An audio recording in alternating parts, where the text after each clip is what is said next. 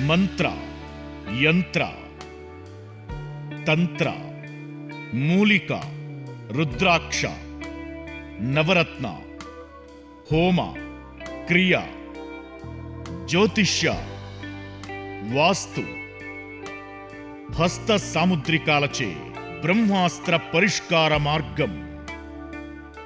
శ్రేయం గురుదత్త. ఆత్మీయులందరికీ స్వాగతం. మనకు సంవత్సర కాలంలో 12 నెలల కాలంలో మనకు 4 నవరాత్రులు వస్తుంటాయి. అందులో దేనికదే ఒక శక్తివంతమైనటువంటి విధానం అయినప్పటికీ కూడా దుర్గా నవరాత్రులకు ఒక విశిష్టమైనటువంటి స్థానం ఉంటుంది.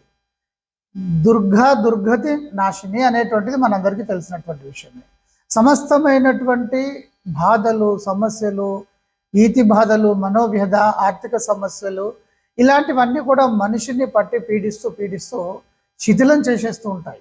అయితే ఇక్కడ ఈ సంవత్సర కాలంలో దైవిక శక్తిని మనం తీసుకొని ఈ ఈతి బాధలను నివృత్తి చేసుకునేటువంటి విధంగా మన పూర్వులు వీటిని ఒక విధాన ప్రకారం పెట్టడం జరిగింది. ఈ దుర్గా నవరాత్రులు సెప్టెంబర్ 22వ తేదీ నుండి మొదలుకొని అక్టోబర్ 2వ తేదీ వరకు ఉంటున్నాయి. ఈసారి ఈ తిథులు అనేటువంటివి కొంచెము ఒక్కొక్కసారి ఒకే అంటే 2 రోజులలో ఒకే తిథి రావడం ఇలాంటి కొన్ని జరుగుతూ ఉంటాయి. అందుకని ఈసారి దసరా నవరాత్రులు 9 రోజులు కాకుండా 10 రోజులు చేయడం జరుగుతుంది. జనరల్గా నవరాత్రులు అంటే 9 కదా, సాధారణంగా 9 రోజులే వస్తూ ఉంటాయి. ఒక్కొక్కసారి ఇప్పుడు చెప్పినటువంటి విధంగా 2 రోజులు వచ్చేటువంటి అవకాశం కూడా ఉంటుంది. ఈసారి దసరా నవరాత్రులు 22వ తేదీ మొదలుకొని సెప్టెంబర్ 22వ తేదీ నుండి మొదలుకొని అక్టోబరు 2వ తేదీ వరకు ఉన్నాయి. ఇక్కడ అత్యంత శక్తివంతమైనటువంటి ఈ నవరాత్రులను మనం చేసుకోవాలి.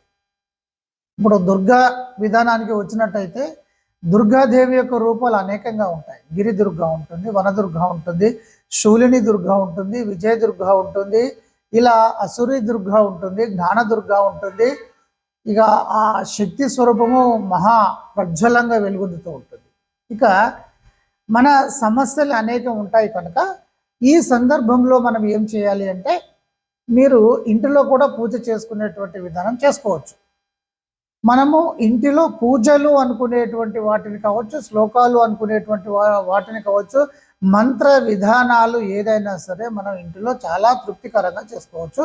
ఇంటిలోనే చేసుకోవాలి. ఇంటిలోనే ఎందుకు చేసుకోవాలి అంటే ఈ ఇంటి లోపల ఇటు వాస్తు దోషాల నుండి మొదలుకొని ఇప్పుడు ఒక కుటుంబంలో 4 ఉన్నారు అనుకుందాం, భార్య, భర్త, పిల్లలు ఉన్నారు, లేదా వాళ్ళ తల్లిదండ్రులు ఇలాంటి వాళ్ళు కూడా ఉన్నారు. వీళ్ళందరినీ కలిపినట్టయితే ఏమవుతుందంటే ఒకరి యొక్క నక్షత్ర గ్రహ దోషాలు ఇంకొకరి పైన పడేటువంటి అవకాశం ఉంటుంది. ఒకే ఇంట్లో ఉంటున్నారు కదా, అవకాశం ఉంటుంది. అంటే ఇటు నక్షత్ర గ్రహ దోషాలను కావచ్చు, అటు వాస్తు దోషాలను కావచ్చు, ఇత్యాది ఏ దోషాలు ఉన్నా కూడా ఇంటి లోపల పరిపూర్ణంగా ఈ చేతబడి చెడు సమస్యలు కావచ్చు ఏదైనా సరే మనము ఎన్నుకొని సాధన చేసేటువంటి విధానాన్ని బట్టి అవి తొలగిపోవడం అనేటువంటిది జరుగుతుంది. ఇక మనం పూజలు చేసినట్టయితే చాలా తక్కువ స్థాయిలో దాని యొక్క ప్రభావం ఉంటుంది. ఎందుకంటే పూజ అనేటువంటిది ఒక మొదటి మెట్టు కనుక ఈ పూజా విధానంలో మనం ఏం చేస్తుంటాం, సాధారణంగా ధూపదీప నైవేద్యాలు ఇచ్చి చేస్తూ ఉంటాం. ధూపము, తర్వాత అగరబత్తులు వెలిగించడము, దీపము, ధూపము, తర్వాత నైవేద్యం మనకు ఏదో తోచిందో అక్కడ పెట్టేసేసి నమస్కారం చేసి మన సమస్యలు తొలగించు తల్లి అని చెప్పేసి పెట్టుకోవడం, ఇది ఒక విధానంగా ఉంటుంది. ఇక ఇది కాకుండా మనకు తెలిసినటువంటి విషయమే అమ్మవారి దండకాలు ఉంటాయి, అష్టోత్తరాలు ఉంటాయి. సో ఇక్కడ కూడా పూజ చేసిన తర్వాత ఇవి 2వ విధానంలో ఇది చేసుకోవడం శ్రేయస్కరంగా ఉంటుంది. ఊరికే దండం పెట్టడం కాకుండా ఇది. ఇక 3వ విధానము ఏమిటంటే అత్యంత శక్తివంతమైనటువంటి విధానము, తిరుగులేనటువంటి విధానం ఏమిటి అంటే మంత్ర విధానము. సరే, మీరు పూజ చేసుకునేటువంటి వాళ్ళు పూజలు చేసుకోవచ్చు. చేసుకొని తదనంతరము కనీసము ఒక 15 నిమిషాల నుండి మొదలుకొని 1 గంట వరకు మంత్ర జపం చేయాలి. 1 గంట ప్రతిరోజు 1 గంట మంత్ర జపాన్ని ఒక సిస్టమేటిక్గా గురువుగారి దగ్గర నుండి తీసుకున్న మంత్ర విధానాన్ని మీరు 1 గంట కనుక సంధించుకుంటూ వెళ్ళిపోతే మీకు తిరుగు అనేటువంటిది ఉండదు. అయితే చాలామంది ఏం చేస్తుంటారంటే సమస్యలు వచ్చిన తర్వాత గురువుగారు అని చెప్పేసి పట్టుకుంటూ ఉంటారు. అలా ఎప్పుడు కూడా చేయకూడదు. ఇక్కడ ఒక సమస్య రాకముందే మనం చేసుకుంటూ వెళ్ళిపోయినట్టయితే అసలు ఆ సమస్య అనేటువంటిది ఉత్పన్నం కాదు. ఎవరైనా ఉత్పన్నం చేయడానికి ప్రయత్నం చేస్తే వారికే సమస్యలు అనేటువంటివి అవి జరుగుతూ ఉంటాయి. స్ట్రాంగ్గా వాళ్ళు ఏదో వాళ్ళ యొక్క విధానాన్ని బట్టి పట్టుదలతో సరే మనల్ని ఇబ్బంది పెట్టాలనేటువంటి ఉద్దేశంతోనే రావచ్చు, కానీ వారికి తగినటువంటి ప్రతిఫలము వారికి ఉంటుంది. ఇదొక విధానం. అయితే ఇక్కడ మీరు ఏం చేయాలంటే శక్తివంతమైనటువంటి మంత్ర విధానము చేసుకోవాలి. ఇక మీకు ఒక విషయం ఏంటంటే, ఎవరైనా మంత్ర విధానాన్ని అనుసరించలేము, కొంతమంది ఎన్నో అనుమానాలు వ్యక్తం చేస్తూ ఉంటారు. మరి అసలు మంత్రమే అన్నిటికీ పునాది కదా, అయినప్పటికీ కూడా ఈ విషయాన్ని అర్థం చేసుకోలేకపోతుంటారు. అర్థం చేసుకోలేకపోవడం కన్నా కన్ఫ్యూజన్ చేసేటువంటి వారు ఎక్కువగా అయ్యారని చెప్పడమే శ్రేయస్కరంగా ఉంటుంది, సముచితంగా ఉంటుంది. ఒకరు ఒక విధంగా ఇంకొకరు ఇంకొక విధంగా ఇలా నానా రకాలుగా చెప్పడం మూలాన అసలు ఇది చేయొచ్చా చేయరాదా అనేటువంటి ఒక బాధలోకి వెళ్ళిపోతున్నారు. చేయాలని మనసులో ఉన్న రకరకాలుగా వాళ్ళను భయపెట్టి మంత్ర విధానానికి దూరంగా ఉంచేటువంటి ప్రయత్నము అజ్ఞానంతో కొందరు, సరే మాకు ఇక్కడ మా మా ప్రాధాన్యత ఎక్కడ తగ్గిపోతుందో అనేటువంటి విధానంతో మరికొందరు, సరే ఏదైనా కూడా ఈ సంకుచిత భావాల మూలాన అజ్ఞాన మూలాన ఇలా జరుగుతుంది. ప్రతి ఒక్కరు కూడా మంత్రాన్ని పట్టుకోవచ్చు. ఇక మంత్రాన్ని పట్టుకోలేనటువంటి సందర్భంలో అయినా కూడా మీకు ఇబ్బంది అనిపిస్తే మీరు నామజపాన్ని చేసుకోవచ్చు. నామజపాన్ని సర్వకాల సర్వావస్థలందు కూడా మీరు శుభ్రంగా చేయొచ్చు. మంత్రాన్ని కూడా మానసికంగా సర్వకాల సర్వావస్థలందు కూడా మీరు చేసుకోవచ్చు. ఇక ఈ నామజపము అనుకున్నప్పుడు దుర్గామాత ఉంటుంది. ఓం దుర్గాయై నమః ఇలా పెట్టుకోవచ్చు. మనం ముందు ఓంకారం పెట్టుకోవచ్చు, చివర నమః లేదా స్వాహ అనేటువంటి విధానాన్ని నామానికి మనం పెట్టుకోవచ్చు. సరే, నమః లేదా స్వాహ అనేటువంటిది వివిధ మంత్రాలను అనుసంధానం చేసేటువంటి విధానంలో రకరకాలుగా ఉంటాయి, కానీ ఇక్కడ మాత్రం మనం స్వాహ లేదా నమః పెట్టుకోవచ్చు. అంటే ఓం దుర్గాయై నమః, ఓం శూలిని దుర్గాయై నమః, ఓం గిరి దుర్గాయై నమః, ఓం వరదుర్గాయై నమః, ఏదో ఒక మంత్రాన్ని ఇలా ఏ దేవి దేవత మీ ఇష్టదైవాన్ని కూడా చేసుకోవచ్చు. ఇప్పుడు గ్రామ దేవత కూడా మీరు చేసుకోవచ్చు. ఇప్పుడు పోలేరమ్మ ఉంటుంది, కొన్ని ప్రాంతాలలో పోచమ్మ అని కూడా అంటారు. ఓం పోలేరమ్మాయై నమః లేదా ఓం పోలేరమ్మాయై నమః, ఇదే కరెక్ట్. ఇలా మనం చేసుకుంటూ వెళ్ళేటువంటి విధానం ఉంటుంది. అంటే మీరు గ్రామదేవతను కావచ్చు, మీ ఇష్టదైవము ఏదైనా సరే, గ్రామదేవత ఎక్కడికి వెళ్ళి వచ్చింది అంటే మూల స్వరూపం నుండే వస్తుంది. ఆది పరాశక్తి నుండే గ్రామ దేవత వస్తుంది. సమస్తం అంతా వచ్చిన విధానం అంతా కూడా మూల స్వరూపం నుండే వచ్చింది. ఇది మీరు గుర్తుపెట్టుకోండి. ఇక అంటే మీరు నామజపాన్ని మీరు మీరు ఏదో చేసుకునేటువంటి పూజను మీరు చేసుకొని ఇక నిరంతరంగా నామజపం చేసుకుంటూ ఉండొచ్చు.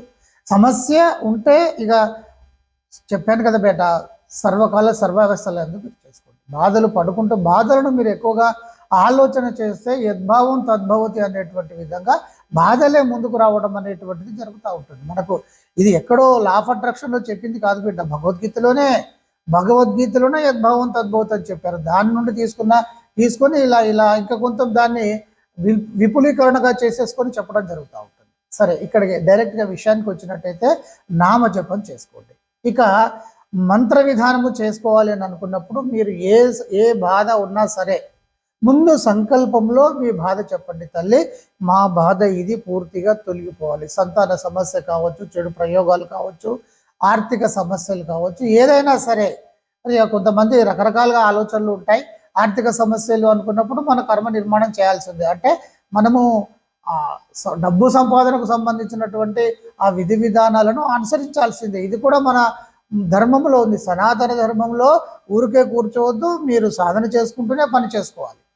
చాలా స్పష్టంగా చెప్పబడింది, పని చేస్తేనే మీకు ఇవ్వబడుతుంది. ఇక ఇంతకంటే తార్కాణం ఏముంటుంది సనాతన ధర్మము శక్తివంతమైనదని చెప్పడానికి. సరే, ఇక మంత్ర విధానాన్ని మీరు చేసుకోవాలి అని అనుకున్నప్పుడు నేను ఒక మంత్ర విధానాన్ని మీకు ఇస్తున్నాను. మీకు ఎలాంటి నియమాలు నిబంధనలు ఉండవు. సరే గురుగారు, మేము పాటించుకుంటాము, ఈ 10 రోజులే కదా మేము చేసుకుంటాము అంటే అది మీ ఇష్టం బిడ్డ. తర్వాత ఇంకొక విధానం నేను చాలా స్పష్టంగా చెప్తున్నాను. ఎవరైనా సరే షుగర్ పేషెంట్లు కానీ అనారోగ్య విధానాలు కనుక ఉన్నట్టయితే మీరు ఉపవాసాలు ఇలాంటివి ఉండాల్సినటువంటి అవసరం లేదు. శరీరము పర్ఫెక్ట్గా ఉంటేనే మీరు ముందుకు వెళ్ళగలుగుతారు, మీరు సాధన చేయగలుగుతారు. కనుక శరీరానికి సంబంధించిన నియమ నిబంధనలు పాటించవచ్చు. అయితే మీరు ఏ ఆహారం తీసుకున్నా కూడా, అంటే మీరు తీసుకునేటువంటి ఏ వెజ్ అయినా సరే మీరు తక్కువ స్థాయిలో తీసుకోవడం అనేటువంటిది మంచిది, ఎందుకంటే సాధనకు అనుకూలంగా ఉంటుంది. ఇక మంత్ర విధానానికి వచ్చినట్టయితే సాక్షాత్తు ఆ గురుదత్తే. అసలు గురువు అంటేనే గురుదత్త, సమస్తానికి మూలమే గురుదత్త. మరి మధ్య మధ్యలో రకరకాలుగా రావడం అనేటువంటిది జరిగింది, కానీ అసలు మూలానికి మూలము ఇక్కడ ఈ గురుదత్తే. గురు సాంప్రదాయం అంటేనే గురుదత్త. అఘోరీ విధానం నుండి మొదలుకొని ప్రతి గురు సాంప్రదాయం అంతా కూడా అక్కడి నుండే వచ్చింది. కనుక మనం గురుదత్తకి మనసులో నమస్కారం చేసుకొని మీరు ఆ గురుదత్త మీకు ఈ మంత్రోపదేశం ఇస్తున్నట్టు మీరు భావించి చేసుకోవాలి. ఇది నేను ఇవ్వబోయేటువంటి మంత్ర విధానము ధూమ్ర దుర్గకు సంబంధించినటువంటి మంత్ర విధానము. ఈ విధానంలో మీకు చెడును తీసివేయడం అనేటువంటిది చాలా శక్తివంతంగా ఉంటుంది. ఈ విధానంలో అమ్మవారు ఒక్కొక్కసారి మీకు కలలో మీరు స్ట్రాంగ్గా చేసుకుంటూ వెళ్ళిపోయారు అనుకోండి, మీకు కలలో అమ్మవారు కనిపించడం జరుగుతుంది, ఖచ్చితంగా జరుగుతుంది. మీరు గట్టిగా చేస్తున్నారు అంటే అది జరుగుతుంది. అయితే పొగ రూపంలో కనిపించేటువంటి అవకాశం కూడా ఉంటుంది, ఎందుకంటే ధూమ్రదుర్గ కాబట్టి. ఇక ఇది అన్ని చెడులను తీసివేసేటువంటి, అన్ని ఈతి బాధలను తీసివేసేటువంటి ఒక మహామంత్ర విధానము. ఇక్కడ చాలా స్పష్టంగా చెప్తున్నాను, ఈ మంత్ర విధానాన్ని ఈ నవరాత్రుల వరకు మాత్రమే చేయాలి దుర్గా దేవిని. చాలామంది ఏం చేస్తారంటే, నేను ఒక మంత్ర విధానం ఏదైనా ఇచ్చినప్పుడు అది ఇన్ని రోజులు మాత్రమే చేయండి అని చెప్తే ఆ తర్వాత కూడా కంటిన్యూషన్ చేస్తూ ఇలా చేస్తున్నాం గురుగారు అని మధ్య మధ్యలో ఏదో వాయిస్ మెసేజ్ పెట్టడాలు కానీ డైరెక్ట్గా ఫోన్ చేసి అడగడం కానీ ఇలా చేస్తున్నారు. అలా మీ అంతా మీరు నామ జపాలు మీరు అలా చేసుకోవచ్చు, లేదా మూల మంత్ర విధానము ఇలా కొన్ని ఉంటాయి బిడ్డ, అది మీరు అలా చేసుకోవచ్చు. కానీ కొన్నిటికి కొంతవరకు మాత్రమే చేసి వదిలాల్సిన పరిస్థితి ఉంటుంది. ఇప్పుడు నేను ఇచ్చేది మీరు ఈ 10 రోజులు మాత్రమే చేయాలి. మనసులో ఆ గురుదత్తకి నమస్కారం చేయండి. ముందుగా వినాయకుడికి నమస్కారం చేసుకోండి, గురుదత్తకి నమస్కారం చేసుకోండి. ఓం ధూమ్ దా కొం దీర్ఘము ఓం ధూమ్ దుమ్ దుమ్ దుమ్ దుమ్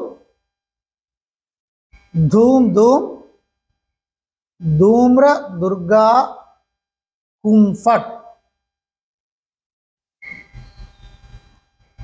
ఇది మంత్రము. మరి మనసులో అమ్మవారికి నమస్కారం చేసుకోండి.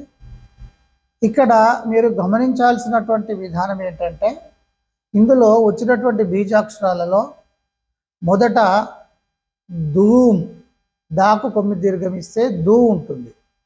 ఇది కొంచెము ఈ ధూమ్ అనేటువంటి దగ్గరగా ఉంటాయి కాబట్టి కన్ఫ్యూజింగ్ కావడానికి వీల్లేదు. ఓం ధూమ్ దాకు 9 దీర్ఘం ఇస్తే ధూమ్ 0, ధూమ్ దుమ్ దుమ్ దుమ్ దుమ్ 4 దుమ్లు వస్తాయి. దుమ్ దుమ్ దుమ్ దుమ్. మీరు దుమ్ దుమ్ దుమ్ దుమ్ అలా కాకుండా దుమ్ దుమ్ దుమ్ దుమ్ ఇలాగే చదవాలి. నా దగ్గర మంత్రోపదేశానికి వచ్చినటువంటి వారికి నేను చాలా స్పష్టంగా ఏ బీజాక్షరాన్ని ఎలా చదవాలనేటువంటిది కూడా నేను చెప్పడం జరుగుతూ ఉంటుంది. ఇది అత్యంత కీలకమైనటువంటి అంశం. ఓం ధూమ్ దుమ్ దుమ్ దుమ్ దుమ్ ధూమ్ ధూమ్. మళ్ళీ మొదట వచ్చినటువంటి ధూమే చివరి కూడా వస్తుంది. ఇది ఈ మంత్రంలో చివర నమః కానీ స్వాహ కానీ ఉండదు. ఓం ధూమ్ దుమ్ దుమ్ దుమ్ దుమ్ ధూమ్ ధూమ్ దుర్గా అని అనుకోవచ్చు, దుర్గే అని కూడా అనుకోవచ్చు. హూమ్ ఫట్, హూమ్ హాకు కొమ్ము దీర్ఘమిస్తే హూ, దాని పక్కన 0, హూమ్ ఫట్. ఇది మంత్ర విధానం. ఈ మంత్ర విధానం క్లారిటీ కోసము మీరు ఏం చేయండి అంటే ఒక 54 సార్లు రాయండి. ముందు రాస్తే మీకు కొంచెం క్లారిటీగా వస్తుంది. ఆ తర్వాత మీరు దీన్ని ఇక ఈ నవరాత్రులు చేసుకోండి. ఇక చెప్పాను కదా, ఈ మంత్ర విధానానికి మీరు దీపారాధన చేసి ఒక ఎండు ఖర్జూరం పెట్టుకొని ఇంట్లో ఏదైనా నైవేద్యాలు 9 రోజులు కనుక మీ భార్య పిల్లలందరూ సహకరించినట్టయితే మీరు ఆ ప్రక్రియ ప్రకారం ఏదో ఒక నైవేద్యం పెడుతూ వెళ్ళిపోండి. లేదు అనుకుంటే ఒక ఎండు ఖర్జూరం కానీ ఒక చిన్న బెల్లం ముక్క కానీ అక్కడ నమస్కారం పెట్టేసి మీరు చేయండి. అమ్మవార్లకు నైవేద్యాలు వాళ్ళకు లేని బిడ్డ, వాళ్ళు ఇస్తారు, మనం తీసుకుంటాం. మన తృప్తి కోసమే మనం అవన్నీ పెట్టుకుంటాం. అర్థమైంది కదా.